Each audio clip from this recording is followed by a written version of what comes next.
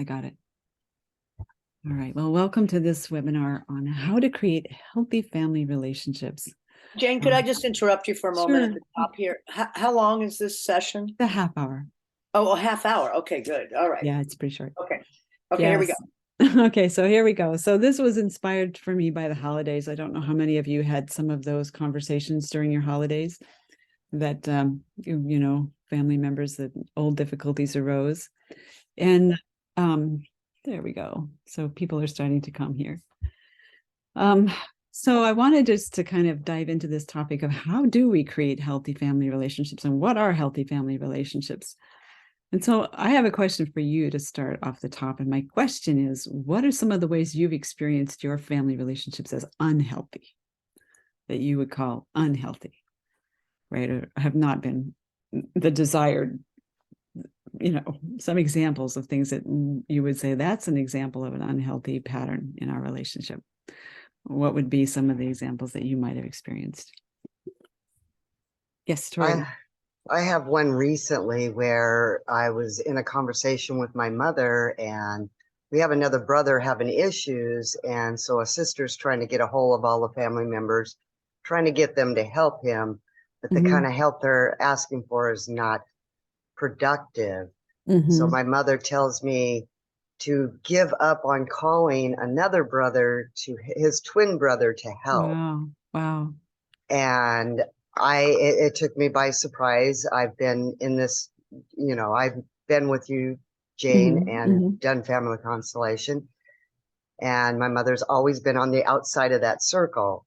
And with her saying that last week really helped me really solidify that this is unhealthy.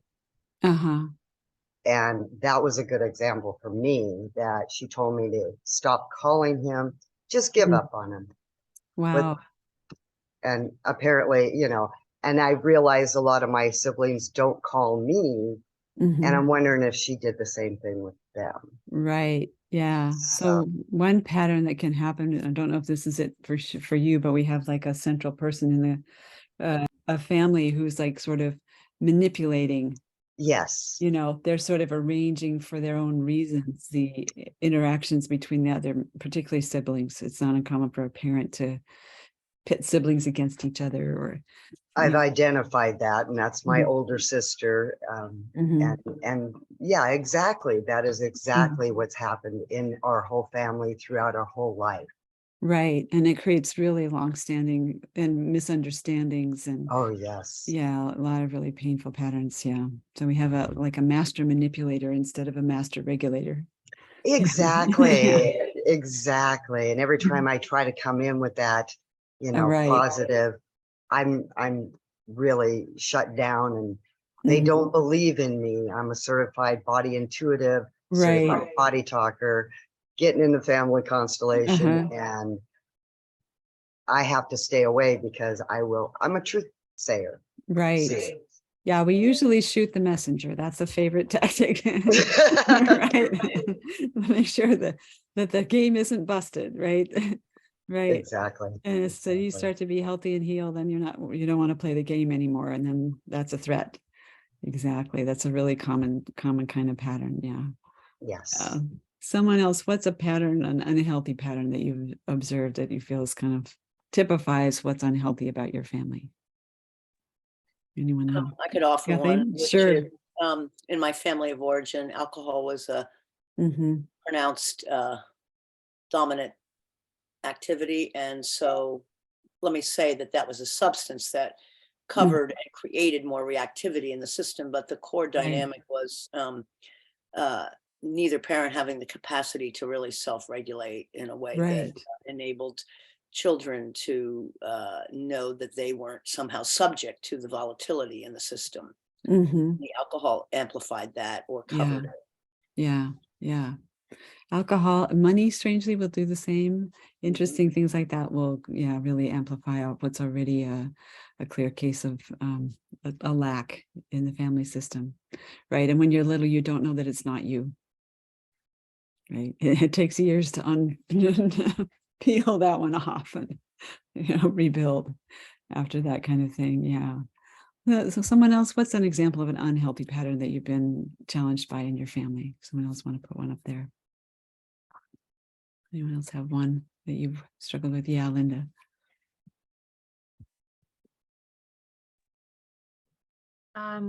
I have a brother who was the POA and executor for my father Mhm. after both my parents, and he's a narcissist. Oh dear. And I just figured out he's overspent $179,000 in the last couple of years. Mm. And I talked to a lawyer today, and I'm like, oh my God. And she goes, what are you going to do? And I'm like, I'm going to challenge this. You know, Mhm. I just can't let him get away with it. Right. Yeah. Yeah. It won't stop if you don't do something, but that's somebody taking advantage of a position of power Mhm. inside a family for sure. Yeah, these are all really painful and unpleasant, typical things that happen in unhealthy families.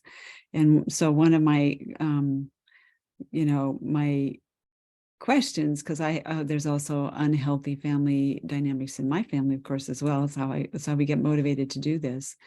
And so one of the questions I was asking myself was like, what's a healthy family? Like, okay, I know what I got, but what are the actual characteristics of a healthy family? So, I would know what to aim for and what are the forces that typically drive unhealthy family relationships. And then if I understand that, what are things that I can do that are within my power to begin to shift the kind of dynamics that I'm facing in my family system? So that's what I'd like to explore. This is my sort of meditation on healthy family relationships in 3 parts here. So we're going to start here with the first part, which is I had to ask myself when I was thinking about this, like, what would I use as a metric for health? And what I finally decided was stress level. What kind of stress loads are people in this family carrying? Because baseline levels of stress over time correlate to health outcomes, literally physical health outcomes. High levels of stress, if you're carrying fear or anger, the kinds of things that we face in unpredictable and unstable families, for instance, there's less of you available. This is actually damaging your hippocampus. It's, if we're in these states over a longer time, we have actually less of ourselves to work with. So I took stress as kind of my measure and ask myself, well, what would tell me if the stress levels were low, what kinds of things would I see? Well, I would see a sense of ease. People would actually be relaxed. There would be a sense of safety. That's really fundamental to our well-being. And so things I thought, well, what are the things that, stress families? And there are things like lack of adequate resources. And those could be very diverse, but, we have to really look at the resources that create conditions that are unsafe. This idea of belonging, do I have a place in my family? Am I having to do something special to get that place? Right? Am I just given my place because I'm the third kid or whatever it is, and is there somebody that I matter to? The sense of being connected to someone in the family, that there's a gleam in someone's eye when you walk in the room. That these are kind of really fundamental. Like if these elements aren't in place, it's very hard for us to respect the sovereignty of individuals in a family. We don't feel like we're working towards common welfare. We don't feel like we're in each other's care.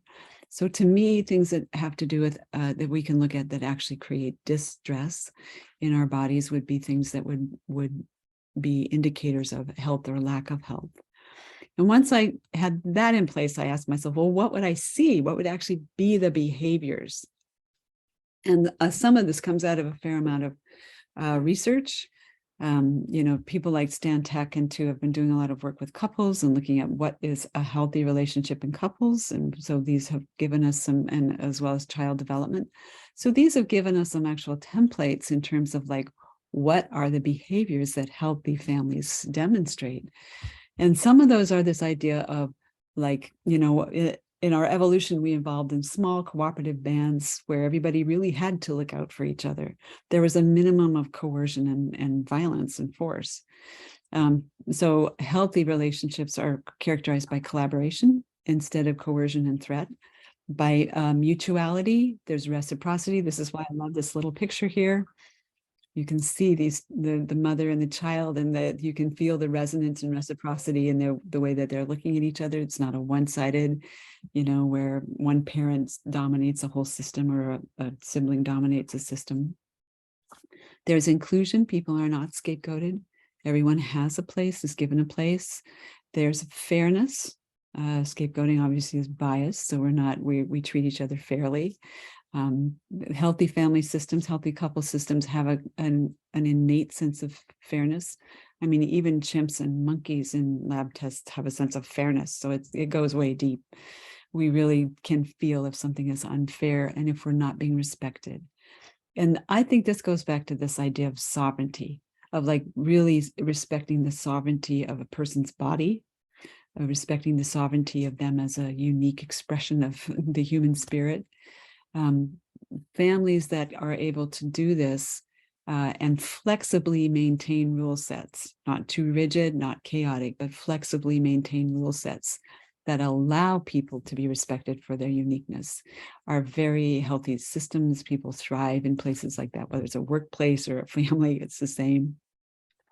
And that brings up this last piece, which is predictability. We need a bit of novelty to make life interesting, but when you're in a family system, if there isn't consistency and predictability, we don't feel safe. We simply aren't going to feel safe. So these are behaviors that I've kind of culled from the research that we would see in a healthy family. These are the kinds of things and the other thing I'll say is that each one of these kinds of behaviors takes skill.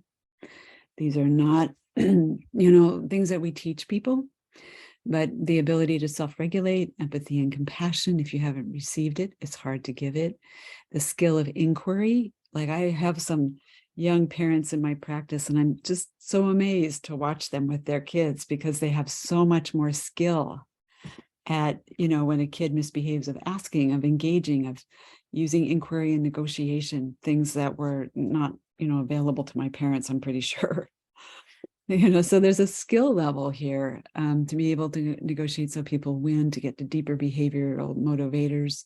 So, those I think are things that that are characteristic of healthy family relationships. They have a certain level of skill. There's intentionality around the family's health and well-being, a sense of we're in this together and you're a unique person. This idea of you're sovereign and we're in each other's care, and being able to balance those two forces. So that's what a healthy family looks like. And let's look at some of the things that drive families to not be so healthy. Now, this is a picture taken of the Wall Street Journal of a situation in Ukraine. And one of the things most of us can track back in our family histories is when there was really a lack of basic resources. It could be war, it could be famine, it could be poverty. There's some really larger force that has stressed the family. And in those environments, our parents and the leaders of the family don't necessarily have the resources, or may not even be present. Like Ukraine, I'm taking that as an example, where there's a lot of women now who are left to raise their families in a foreign country. Like that is a huge stressor. And we know that the levels of stress that we see in the parents is going to affect the children. There was a recent study I saw pop up that was looking at the stress that parents felt in COVID and how that's affecting the children. So if there's stress on the family system, there's stress. And so lack of basic resources, unsafe, harsh environments. If you grow up where there's racism, if you grow up as a person of color and you're in a minority situation, or there's different religious factions that are fighting, these things create harsh and unsafe environments. Very rigid. So these are more systemic level things actually that affect a family's fate and outcome, and determine the kinds of resources that people have available to them. If you're in a very rigid or chaotic environment, for example, I was reading some stories out of India where people were trying to start a business, and the bureaucracy, just to help feed the family, the bureaucracy was so difficult that people end up, going around and breaking laws, and because there's just so much rigidity in place. Or you can be in a place where it's really chaotic it's hard for a family system to actually get footing, get grounded enough to function well in those kinds of places. The other two things, of course, I think are pretty obvious, is like inappropriate child rearing practices.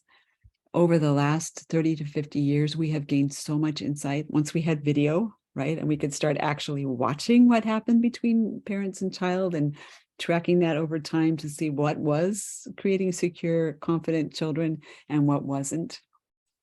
A lot of our old ideas around child rearing really were out of sync with developmental needs. And so that is going to stunt people's relationships for sure. And then, of course, if we have trauma, especially transgenerational patterns, or our parents are traumatized, have lost their parent or have suffered a loss, unresolved grief and loss is huge in family systems. So these are all kind of the forces that sit outside of the family, that even if the family has good skill and good resources, can push a family outside of that healthy relationship bubble. And one metaphor I had for this is like the family is like this little Russian doll in the middle of all these larger systems. The families are actually self-organizing systems. There's not officially a boss in a family.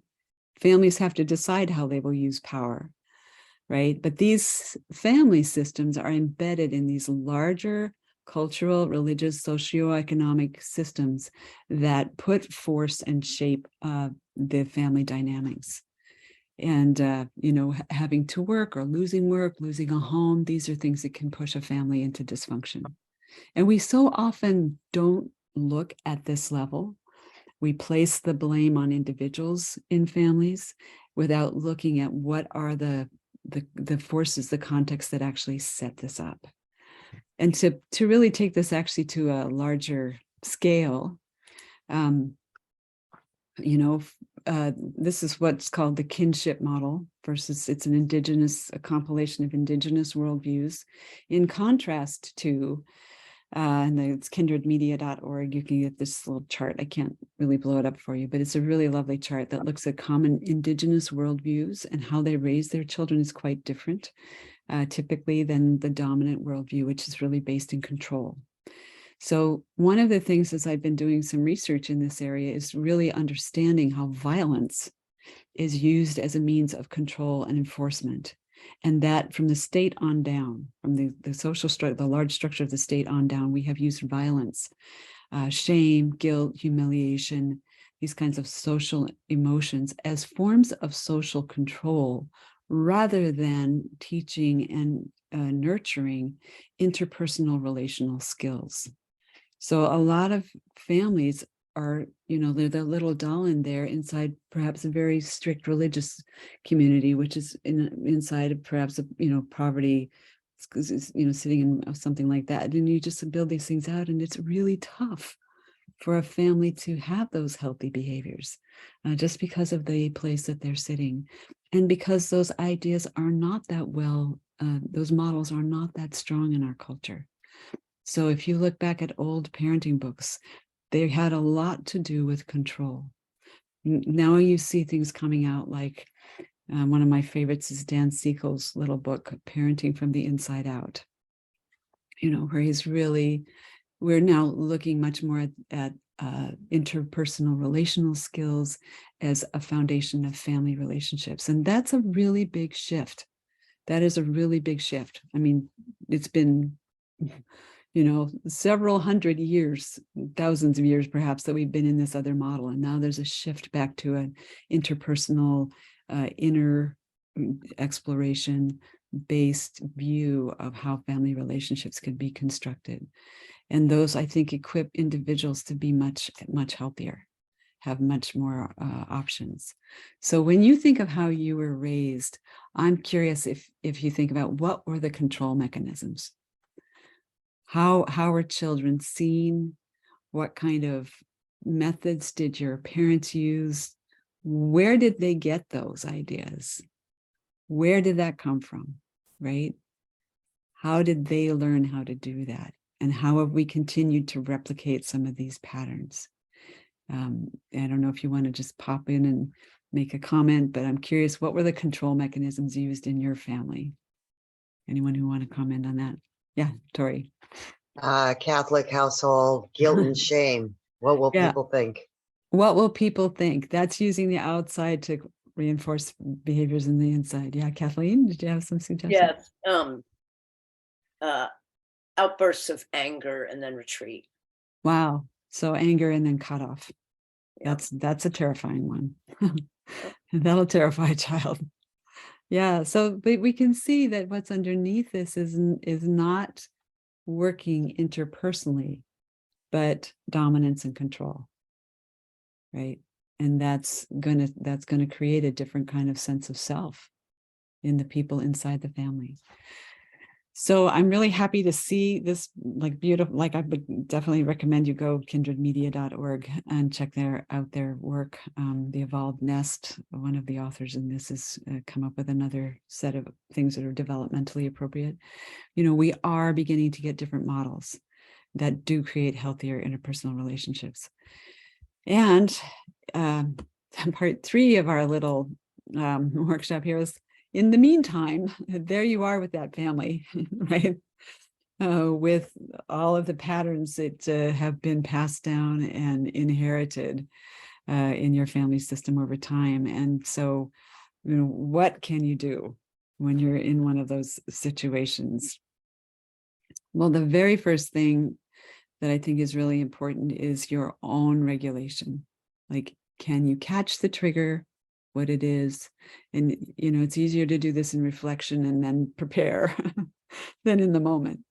But can you catch the trigger? My favorite 4 words are: give me a minute. Give me a minute before you respond. Just give yourself that pause. If somebody's triggered you, give yourself a minute, because then you give yourself a choice. Then you can continue the pattern and respond as you've always responded, or make a different choice. This is an incredibly powerful disruptor of patterns. Most unwanted patterns are going by the second turn in the conversation. Right? There's some really good research on this one. Like, by the time you respond, we're in the pattern. The person will respond the third turn the same way, the fourth turn from you, we're in it. So this idea of a choice point and self-regulation, those are some of the most powerful things that you have that are within your control. The other idea that comes out of constellation work that I like is this idea of a sphere of influence. Like, if it's my brother that I haven't seen since I was in junior high, and he's much older than me, and I'm being asked to change this person's behavior, what are the odds, right? I don't really have a relationship to build on. So this idea of what truly is within my sphere of influence, what can I hope to change? How can I persuade somebody?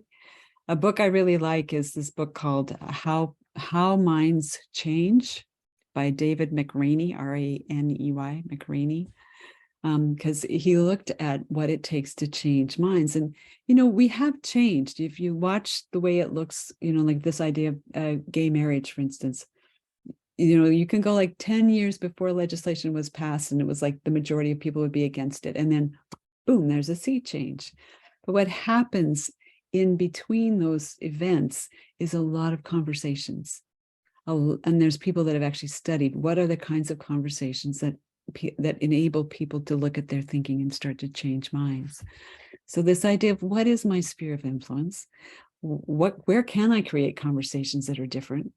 Right? Where do I have the ability to make an influence? And to do that, you have to have some rapport. You can't, if you go into a conversation with an agenda of changing somebody's mind and you don't have their permission to do that, you're not going to get very far. So being able to assess that those 2 things are really, really helpful for creating different kind of conversations. Another one is this idea of curiosity versus control. Often we're really annoyed or irritated or hurt by someone's behavior, and without even intending it, we are going in with a control agenda ourselves. And if we can open up this idea of curiosity, and I'll tell a little story at the end that really exemplifies that for me, we are likely to create a different kind of conversation. So this idea of, can I really get to a place of seeing without judgment? can I really get to a place of curiosity about how does it work over there? What happens for you? So this idea of this is something we do work on a lot in constellation work, is seeing without judgment. It's always harder if it's your family, but it's a really good skill to have. And one of my students wrote me recently a story about her family at Christmas, where just in that moment, she was able to look into a sibling's eyes and see them without judgment. And it shifted everything. She was just able to truly see her sister. So this is another idea. It's like self-work. And then there's a whole lot of skills around inquiry, negotiation, compassionate communication, nonviolent communication. These are really skills. And if we take the time to develop those in ourselves, we will create different kinds of conversations in our families. And those conversations will form the basis of a different kind of relationship. Another little piece of research I really enjoy is from John Gottman's work in couples. And he got so good with seeing couples on videotape that he could watch just a few minutes of video and predict with 90+% accuracy whether or not they'd be together again in 3 years. So he got really good at hearing what the patterns were that led to dysfunction compared to those that were functional. And one of the key findings he said is that in couples relationships that were strong, there was a minimum of 5 positive interactions to every negative one. Each negative interaction carries so much more weight in our minds because we're programmed to search for the negative and, try to stay safe. So we forget sometimes to emphasize the positive, that builds, that's like putting money in the bank for the times that are tough. The other thing I say in family relationships is you have to really know your deal breakers. If something is truly a deal breaker for you, you have to be willing to negotiate and deal with it. And sometimes, I had another email from a student who was saying, I went out there, I went to a different country to visit my sister because I know she's supposed to belong, and we had the same old fight. And it's like, yeah, well, you are members of a family, but, have you really said, no, that's a deal breaker for me. This is what I can do. This is what I can't. So we do need to have some clarity where we stand, what's important to us, being able to acknowledge that there's a difference, that we're not going to agree on something, and we can still be family members. Those kinds of skills can go a long ways to allow us to have difference and yet be family. The last thing I said here is breathe. And what I also wanted to add is repair. The repair is a set of skills that uses almost all of these skills, but being able to repair when there's a rupture is one of the key skills that we need in healthy families. This idea of really being able to set aside an agenda to really just create a little clearing in the clutter of our families and have a moment where we actually authentically make contact with somebody has been a really inspiring idea for me. And I have had a dear friend who sadly passed, but who modeled that for me so well. She, at the time, was a single mother, and she had a 16-year-old daughter at home. And one day, that daughter and her best friend decided to ride the bus system here in Portland from one end to the other. So at 2 a.m, my friend gets a phone call from the local police station saying, "We have your daughter. Would you come and get her?" You can imagine, as my friend got in the car and she's driving to get this kid, who she's probably been all night, worrying about, you can imagine the scripts that she was rehearsing in her mind as she went and drove out to this police station. She gets there, and the daughter is, of course, sullenly sitting in the corner, expecting the whole thing. And she does the transaction with the police and gets the daughter in the car. And in that moment, something opened for her. And instead of all the scripts that she'd rehearsed on the way out there, she turned to her daughter and said, "What's it like to be 16? That was a turning point in their relationship. Because for that moment, she set aside all the control and reached out for her heart and the person. So it's being able to create those little openings in the middle of all the stuff, when we really can be curious and we really can see, that create these opportunities for us to have different kinds of conversations in our families. So many of you already know about this, but I will be teaching for the last time my family constellation program. This is my last year at it, as well as this should say organizational constellations here. There's an organizational one as well. And then I have a special course that I'm doing, just a 6-session course called Working with Somatic Signals, that has to do with my research on working with body signals and working with those in a therapeutic context. So that's the prepared part of the webinar. I'd love to hear what stands out for you, what questions and thoughts you have as we bring this to a conclusion. Anyone want to share thoughts? Yeah. What stands out for you? Yeah. I just think about, I think how many issues could be avoided if we, as a world, could learn self-regulation and relationship repair. Right. I feel like just those two things. Oh, and I would add in, don't take it personally. Yeah, right. You know, but if you, those things, I think in and of themselves would cut through a lot of things. And, you know, it takes practice. Yeah, And it does. Right. you have to learn the skill set too. So. Right. And you have to have a belief that it's possible. You have to believe that we can do this. I think that's to have this model that we can actually do this. Yeah. Thanks for sharing that, Mary Frances. Yeah. Someone else, something that stands out for you from our conversation today. Yeah. Tori? The whole thing really stands out for me. I've been on this quest ever since I seen you years ago. I've done so many different modalities. The taking a moment, taking that minute. I actually took a course on that, emotional resolution, or the visceral somatic quieting of the body. That worked tremendously. But as I use that work, I do notice the difference in my family members, even though I don't contact them. Right. So everything you mentioned today is just reinforcing, the path that I've been on. But I do want to learn more, and I'm looking forward to possibly being able to be in your class. No, that'd be lovely. Yeah.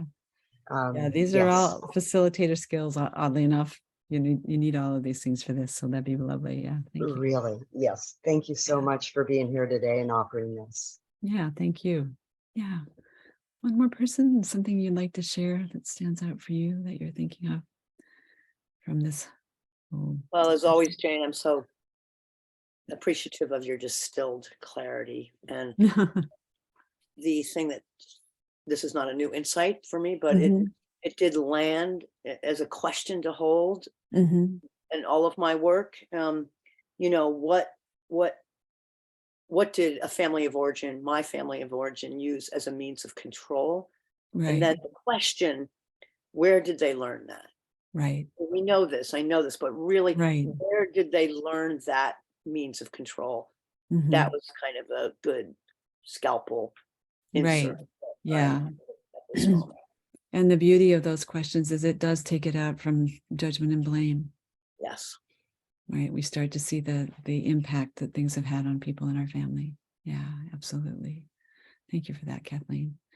Well, I want to respect, I was trying to get this tucked in sort of on the lunch hour.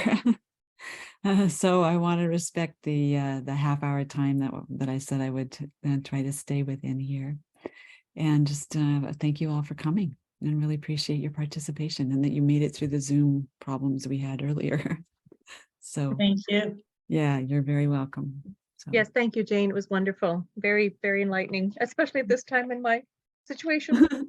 Yeah, I hear you. All right. It's lovely to see you all. Take care. Thanks. Bye, everybody. Bye-bye. Bye-bye. Thank you. Bye-bye.